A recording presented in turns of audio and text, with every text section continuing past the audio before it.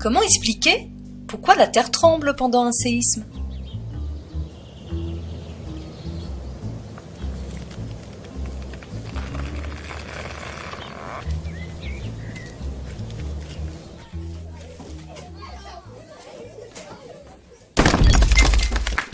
Wallis, ne claque pas la porte si fort. Tu nous as fait peur. J'ai cru qu'il s'agissait d'un tremblement de terre. Un tremblement de terre ou un séisme?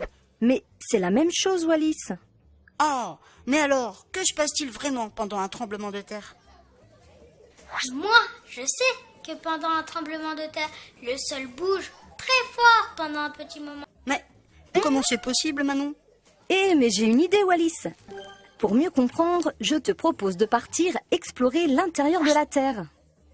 C'est l'occasion pour nous d'utiliser notre ascenseur super rapide qui descend jusqu'au centre de la Terre. Wallis, tu es notre grand explorateur. Moi, je te guiderai depuis la salle de commande. Allez, venez avec moi les enfants. C'est parti. Nous y voilà. Mais c'est incroyable, Manon. Ici, je me trouve à 10 km de profondeur et les roches sont devenues dures. Mais attendez, il y a du... Regardez les enfants. À ce niveau, les roches sont beaucoup plus froides et dures. Elles peuvent se casser. Wow, ce bruit énorme, tout bouge. Les roches se cassent. Manon, c'est un séisme. Je l'enregistre. Super, Wallis. Rapporte-nous tes enregistrements. Alors, les enfants, essayons de comprendre ce qui vient de se passer. Regardez cette petite planche de bois entre mes mains. Avec de la force, je peux la déformer. D'abord, elle se plie. Et si j'augmente la force, hop, elle se casse en faisant du bruit et surtout en libérant de l'énergie.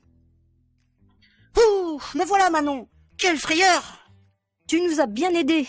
Bravo, Wallis. Maintenant, suivez-moi.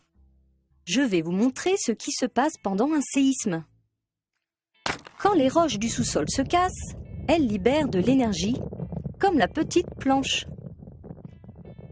Cette énergie se propage vers la surface sous forme d'ondes sismiques qui font vibrer le sol. C'est pour cela que les maisons, les écoles sont secouées.